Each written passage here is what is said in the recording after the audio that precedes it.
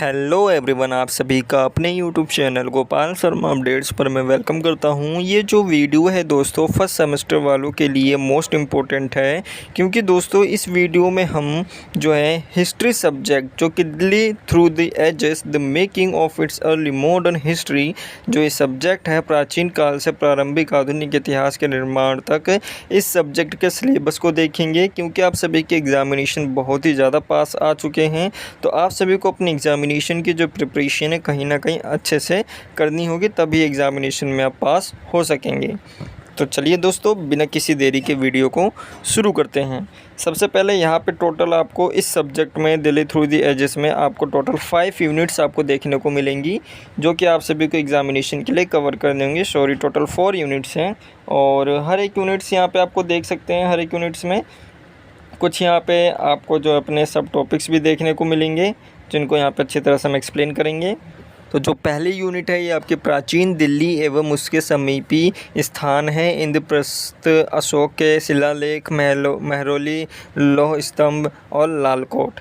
Second जो unit है ये आपके बस्तियों से शहरीकरण तक है। 10वीं से 14वीं शताब्दी तक दिल्ली के जो शहर हैं उनकी जानकारी यहाँ पे आप पढ़ेंगे। इकाई थर्ड यूनिट थर्ड में आप दिल्ली के बारे में 16 to 17 सेंचुरी जो शताब्दी है, इसमें हुमायूं का मकबरा और शाहजहाँ की जितनी भी आकृति विज्ञान है उसके बारे में आप पढ़ेंगे। यूनिट 4 में आप 18th जो सेंचुरी है दिल्ली के, उसके बारे में आप पढ़ेंगे, जिसमें राजनीतिक और सामाजिक परिवर्तन हुए हैं।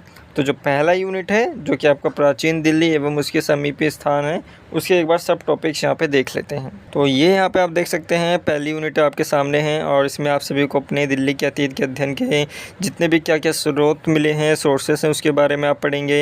इंद्रप्रस्थ के नाम से जाने वाली जो सबसे पुरानी बस्ती है, चाहे वो हस्तिनापुर हो, पानीपत हो, तिलपट हो, उसके बारे में आप पढ़ेंगे। राजनीति के इतिहास के संक्षेप में इसका क्या महत्व है, और दिल्ली जो एक ऐतिहासिक शहर के रूप में, चाहे वो अशोक के शिलालेख को लेकर हो, लालकोट को लेकर हो, महरौली, लौह स्तंभ जो कि 4वीं शताब्दी में है, इसके बारे में यहाँ पे आप पढ़ेंगे। और ये ऐसे यहाँ पे शताब्दी और निष्कर्ष दिए हैं, ये यहाँ पे आप इन्हें इग्नोर कर सकते हैं। और नेक्स्ट वीडियोस में दोस्तों इस सब्जेक्ट से रिलेटेड जो इम्पोर्टेंट क्वेश्चंस बन सकते हैं उसके बारे में भी बताया जाएगा। तो जो सेकेंड यूनिट है उसकी ओर चलते हैं।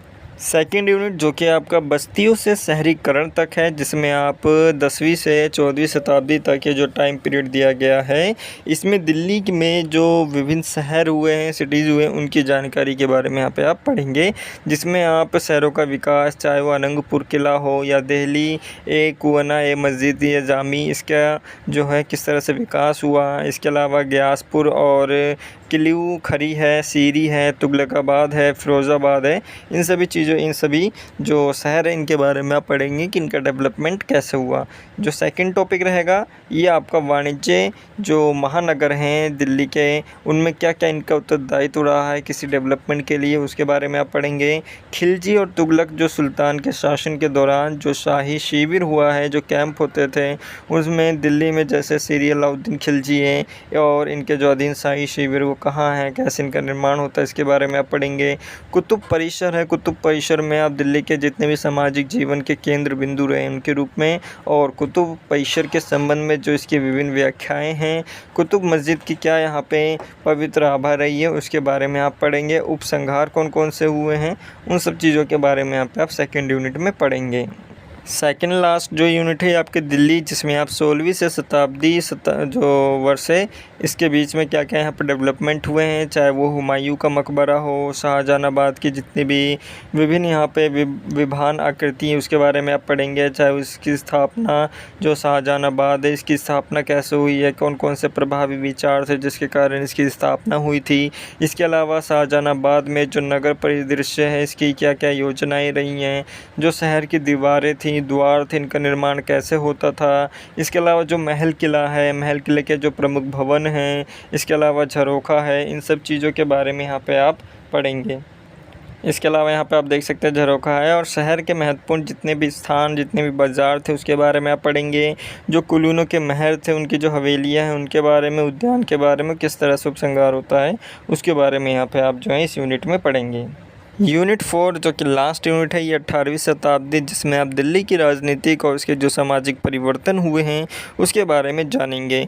चाहे वो चित्रकला के रूप में हो, जितनी भी यहाँ पे दिल्ली में कला और संस्कृति का विकास होता है मुग़लों के टाइम पे, चाहे वो चित्रकला का हो, संगीत का हो, साहित्यिक संस्कृति का हो, किस तरह से इनका विकास होता है उसके बारे में आप जानेंगे। और जो दिल्ली में जो उन्नतिशील जो कि आपका वाणिज्य केंद्र शताब्दी और 18वीं शताब्दी है, इस बीच में दिल्ली का बाज़ार कैसा था, फैज़ बाज़ार और चांदनी चौक की स्थिति कैसी थी, हस्तशिल्प का उत्पादन कैसे हुआ, छतें किस टाइप की होती थी, वो इस यूनिट में आप जानेंगे।